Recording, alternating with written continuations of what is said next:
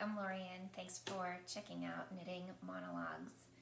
This is episode 23 or 24, whatever it says in the title there. It's good to see you. Today is Sunday, March 9th, and I feel like I look at my channel, I see it's been 2 weeks, and I feel like I have all the same projects to show you. So, but I do have some new things, and I do have some feedback because one of the sweaters I've been working on is finished. So I also have some pottery, a book, and one of the new things is kind of different, and hopefully you'll find it interesting. So let's jump in. Oh, you can find me here under Knitting Monologues and Yarn Love Turtle here on YouTube, as well as Instagram and Blue Sky and Ravelry. All right, I am wearing, this is the Talkeetna sweater. It is a pattern by Caitlin Hunter, Boiler Knitworks. I was a test knitter for this design, and mine looks really different. These colors are all intended, every color is intended to be different here in the yoke, at least in the initial design. I really struggled with the color choices that I made and ended up just working with these three. The yarn I knit this in is from Spun Right Round. It was the domestic fingering, a discontinued yarn.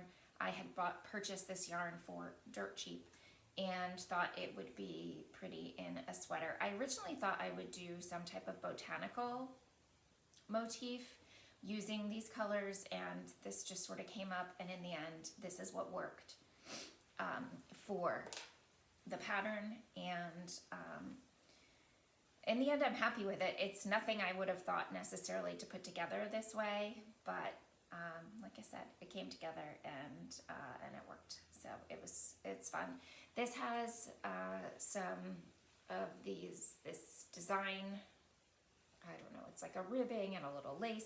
She did this on the Alpine Bloom, I believe, also. I didn't on my Alpine Bloom, but and for me it lays a little funny, but it's fine with the collared shirt, but it can lay a little bit funny. I had a hard time getting it blocked out properly. All right. I threw it on because it was, I wore it earlier in the week, so it was on hand, and I wanted to have something new for this episode to show you as far as what I was wearing. Let's get into my first finish. The start of February, cast on 4 new sweaters, pretty much all inside of a week. I just had a burst of, I have to get all of the sweaters, or a chunk of the sweaters that are on my list for 2025 done all at once. Of course, that's not quite how it's playing out, but the start was there. This is a sweater. This is the first finish of the 4. The other 3 are in progress. This is the Hanstholm sweater, or Hanstholm. It is a raglan, you can see that right there. Folded collar, DK weight top-down sweater designed by PetiteKnit. I have not knit many PetiteKnit patterns. I've knit a couple, but not really that many, considering how many are out there and how popular of a designer her patterns are. This yarn was really the impetus for this sweater. So this sweater is for my husband Todd. Green is his favorite color. This matches his car. He has an emerald green metallic car, and he was with me at a fiber festival, and it caught his eye, and he said, I'd like my next sweater to be out of that yarn. So the yarn is by Sarah of Dying Wishes Yarn Co. It was a special order because we needed a sweaters quantity, all from the same lot. I had to order 8 skeins.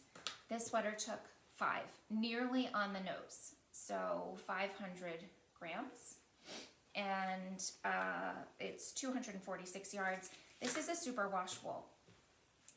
For those of you who know me, I don't usually knit with much superwash wool. You're going to see my current whips, works in progress, don't align with that statement fully, but there was no non-superwash base, and so blocking became a thing. And I find even with superwash wool, You can knit a swatch. It is not going to tell you how much something quite this large, like the body of a sweater, is going to block. It's just going to be different. Let's see. Todd likes what he calls a tight weave. We call this gauge. So he likes a finer gauge. So the pattern is designed for to be knit on a 6. I knit it on a 5. I knit the size 3, which is pretty close to his, I think that's a 43, pretty close to his preferred chest circumference. He likes, I have his magic numbers, as we say. He likes a 17-inch sleeve, so he really started getting on board with hand knit sweaters once he saw that I could really customize the fit to his liking. This design starts with a folded collar, and then you fold it and then you keep knitting. I don't feel like that's giving much away. And then there are some short rows in the back you get into while you're actually doing the raglan. You build up the raglan. So that's something that I find for Todd sweaters to be important. He needs a higher back than front. It's something I find important. But for me, knitting this, the collar ended up blocking out too large. And I did a couple of blocks mid-project. The collar was much, much too wide for his taste. It was probably coming out to like here. And before he wasn't going for it. And I really should learn my lesson, which is that for any sweater for him, he really likes a snug fitting collar. I should never knit the collar first. I should always pick up an add-on for at least a crew neck sweater, which is really what he wears. So I spent about 2 hours unpicking the folded collar and came up with a plan to re-knit it. I decreased a few stitches, I put a few rounds in, decreased a few stitches, and then re-knit the rib, which is a 1x1 rib here, folded it over and bound and whip stitched it down in the inside. On my Instagram, you'll be able to see, I have it on my stories, but I'll put a picture on the grid also. You'll see the difference. It's pretty dramatic. I very much enjoyed working with this yarn. I did use helical knitting simply because it's so variegated. I was concerned, and I think I had 2 sets of 4, so I'm not sure if Sarah dyes in 4 skein batches, but I really felt like I needed to helically knit. Although I will say the sleeves, I didn't do that at all. I used 2 separate balls and it worked out just fine, thankfully. The bottom edges use tubular bind offs. I like the way that looks. It fits just well. I liked it, I did it. So this pattern. One of the things that I'm really trying to do is I have a pattern features that I look for. So the first is there a schematic? The answer is no. This pattern did not come with a schematic. It came with measurements for the circumference of chest and I believe the full body length measurements.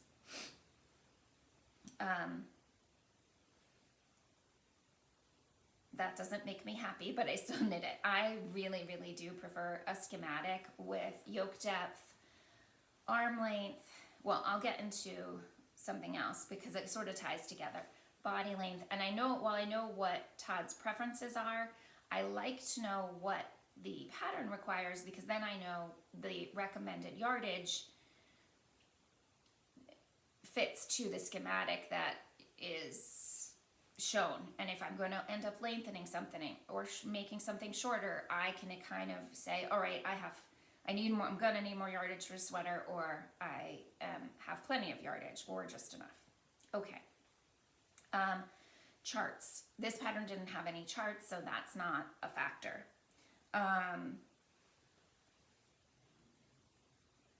Yeah, there were no charts, there was no lace, no color work, nothing you would need a chart for. Of course, there were the the abbreviations, some of the typical standard abbreviations, there was a list for that. Materials were in grams. I think that's kind of the rule for PetiteKnit. They might have been translated on the Ravelry page, but the pattern has them in grams. I knew I was going to have plenty of yarn for this because I know what it takes to knit a sweater in DK weight for this recipient. It's generally, I like to know how much, I prefer to know the yardage that's suggested or that is suggested by size, personally. That's not what you get here. You get grams. Clarity of writing. Now, this is a very simple sweater in general, right? It's a top-down raglan. You are not using any stockinette in the round. You are doing some short rows. I think they're German short rows if my memory serves. But so I would say it is very clearly written, but in part that's okay because it's a very simple pattern. There are, as far as any advanced skills, not really necessary, but there are some links to videos to give you some support. I personally didn't access them, but there are links. I think it's the folded collar and some of the pickup around the sleeve. Maybe there's a link for tubular bind off, not remembering right now. Overall, because this was the kind of pattern Todd wanted and we both thought was a good choice because of the variegation in the color of this yarn, which I'm going to get a little closer so you can see better. We saw this yarn in a shawl initially, and I think it was a lace shawl, and it was sort of my attention for the pattern of the shawl versus the color of the yarn were sort of at odds. And so I wasn't going to do a cabled sweater anyway.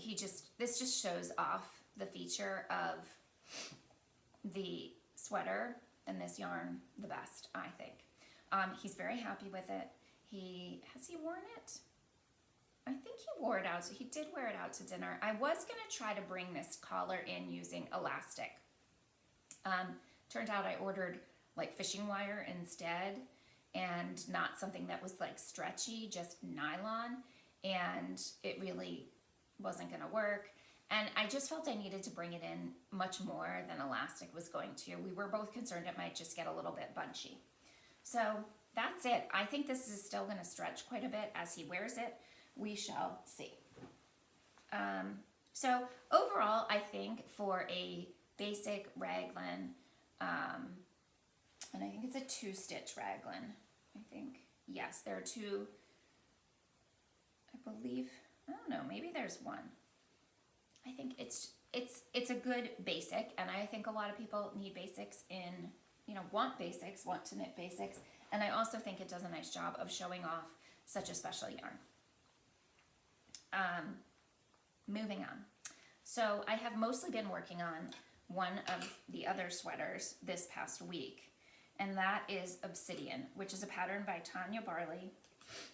It is a top-down, provisionally, well, it's not provisional, but I think I'm sure I will be adding a collar here, but a colorwork sweater. I really wanted to get to the end of the colorwork on the body, which is where I am here now. And there is still colorwork to go on the sleeves. I am knitting the 4th size in this one, and I know this yarn, depending on the light, starts looking shadowy. I'm really happy with this. So the yarns I'm using are, the darker color is the Wensleydale. It is from Aisling Yarns, and is Grown Custom Spun 100% non-superwash Wensleydale yarn, DK. So this is a DK weight sweater, 250 yards, 400 grams. I have 2 skeins. I just recently broke into the 2nd skein, and the lighter color is called Oatmeal. It is by Spun Right Round.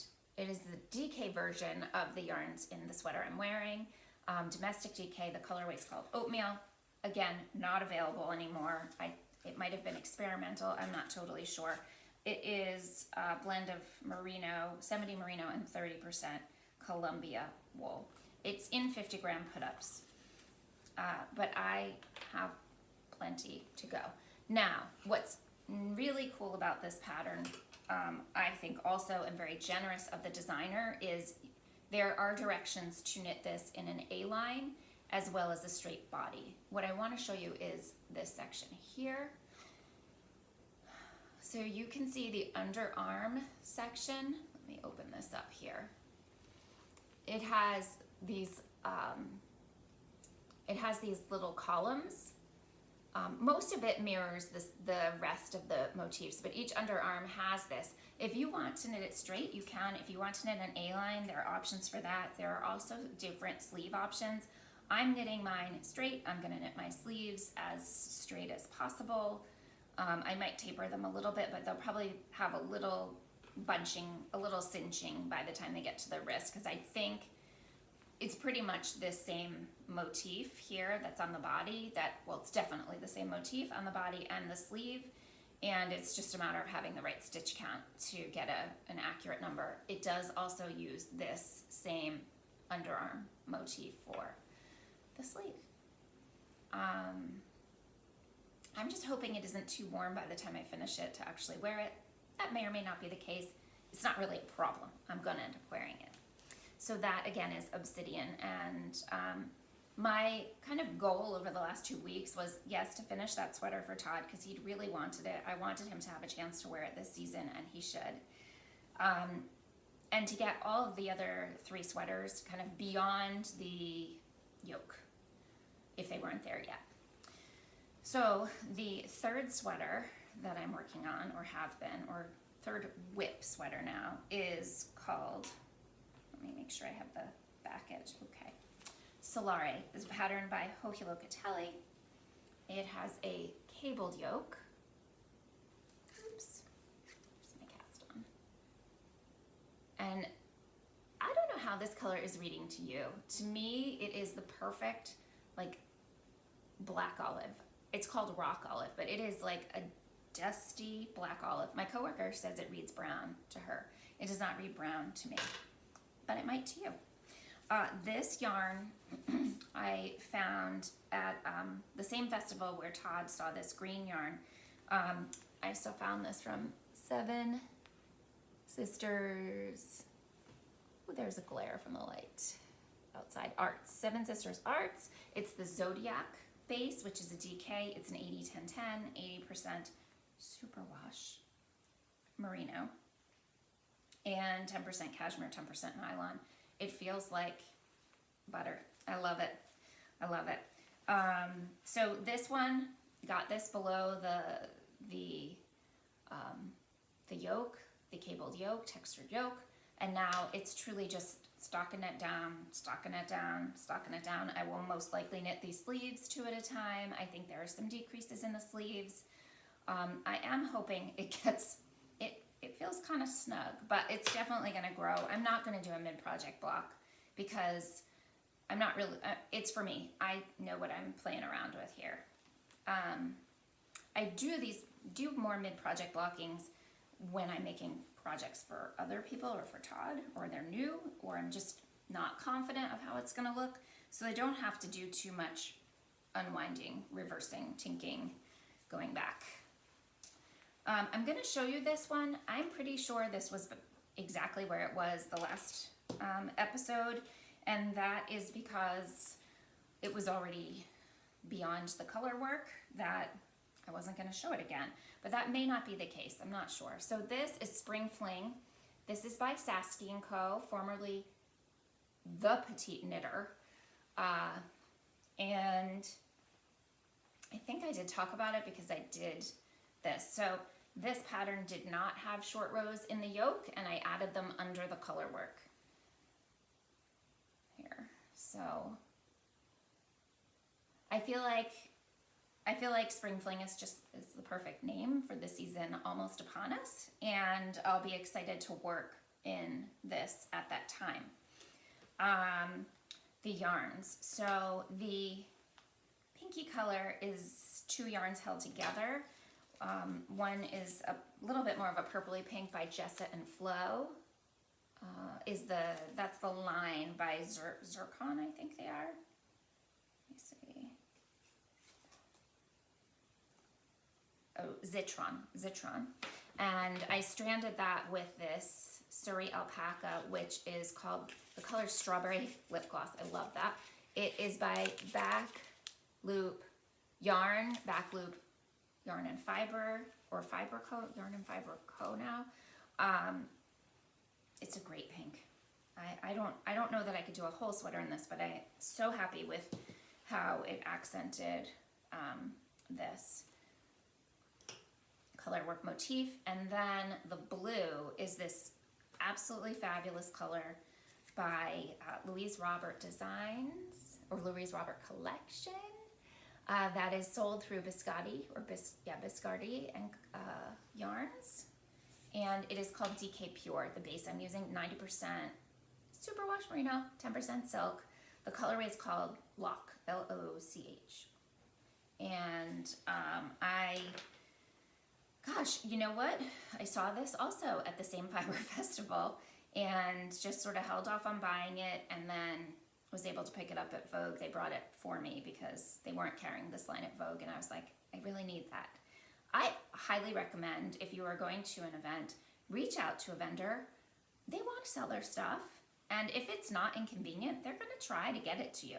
I could have made an online purchase, although it didn't look like this. Biscotti has most of their shipping areas out of Canada. One is out of the US, and Lord knows what's happening now with, you know, the world. But they do tell you to try to find the quantity you need at a location where it will ship more economically. There we go. So this is in progress. I will probably pick this back up. I'm kind of keen to get the Solare off the needles maybe sooner. I've been bringing it to work simply because it's worsted weight. Truth be told, because this entire sweater is, other than, you know, for the majority of the sweater is color work, stranded color work, it's double thickness DK. So it's probably going to be closer to Aran. I can't wait to block this. It's really going to open up. And it's going to actually be warmer, you know, warmer, thicker fabric than the worsted itself. So whatever I pick up from here on out, it's pretty much potato chippy knitting. I do have a scarf that I haven't picked up. I didn't show last time. I'm not showing this time. I do love it. I just have been in sweater mode. I've been in sweater mode for the better part of a year, which doesn't mean I haven't knit some other things, but I've mostly knit sweaters. And when these 4 are cleared, I think I'm gonna just put a pause and give myself a whole month, no sweaters, and to work on some other things, because they're just not, they need to rise to the top. And they will. Okay. Quick thing on books. So I did finish Onyx Storm by Rebecca Yarros. I think I spoke about that last time. I am reading this, James, by Percival Everett. It is the story of one of the characters in Tom Sawyer, Huckleberry Finn. This has won, it says New York Times bestseller. It has won a ton of awards. I am tearing through this book. I can knit and read if it's just basic stockinette, and really, really enjoying this. So I still have some to go, but highly recommend it. Pottery. I brought a few things home this week, so I thought I would show a couple of them. I actually had eight bowls finished this week. So I've been playing around with I've been doing a lot of bowls, almost exclusively bowls. I've now started branching out into some pitchers, but I do want to work on turning my yarn bowls into yarn bowls. So this was a bit of an experiment with the dyes, a little bit of a drip here, makes kind of this stripy feature, and I used a glaze that is matte, and many people don't like the feel of this. I'm learning, like my family. So I could try to refire it and just put some clear over it. I think if I'm gonna do more with this, the only version of this color that my teacher has for our class, I think, is matte. So, and then I have another one here. This is very similar, a different color. I have two other bowls that have this motif. Obviously different shape, but again, this is matte, and I need to try to play around with how that would work if I use the matte and put a coat of clear gloss over it. I don't remember what colors off the top of my head. So when I do my glazing, we paint them on. I wish we dipped, but that would take a lot more material, and we're not able to have as many colors if we did that. I take a picture of every item that before it's even fired, but with the colors right next to it, so that I remember what did I do. So again, I was playing with shapes, learning kind of how to round them instead of bring them out, and testing out some new colors. Todd says he likes this. I'm meh, but he says he likes it, so that's a win. I've gotten brave enough to give some away as gifts. My brother and my sister-in-law, his wife, said they wanted, send them a bowl. They didn't care what, so I sent them to, I have sent a couple of, given to some friends, and I have shipped more to my mom. So we'll see if she likes what I have sent her. I'm working on something else for her, but that's gonna take me a bit. Okay, new stuff. So I only have one thing to show here. I'm gonna show you the old stuff first. This is my Swift. Yep, the very, standard traditional Amish Swift. Mine is held together with all kinds of colored yarns because I've had this for about 20 years. It works just fine. I've replaced the yarn as it breaks, but I thought it was time to try for something new. And I had seen online the Glider Swift, which is put out by Alpenglo yarn. And I don't know the story behind them. It's also an umbrella Swift, and I've been using it quite a bit. I'm gonna just scoot back and slide it over. So here she is. I have named her Ruby because she is a sparkly red and clear, and I felt like it was fair to upgrade. The other thing that's new is this workbench, which you can get from IKEA. I used to use the table. My husband extended it. He put this bar on it, but he for Valentine's Day surprised me. I think he thought like he came up with something new. My friends have something like this, but I just was very gracious and said thank you. I didn't really know that I needed it, but it definitely makes this setup more like portable, and I'm not using a table in the house, and you don't need your winder. I have the LAMXD winder here, which has this awesome gear. I went through a couple of Stanwood. Those died on me. I guess I was too aggressively winding. And then I've got this gorgeous Swift. So, that is new. Good tools do make a difference. Let me get closer again. They really do make a difference in your knitting, and the Swift was a birthday present. It was my birthday last week. All right, I think that's everything. I've kind of packed it all in. It was good to catch up with you, and I will hopefully be back in a couple of weeks with more to show. And take care, hang in there. It's a crazy time in the world right now, and keep knitting. I will see you soon.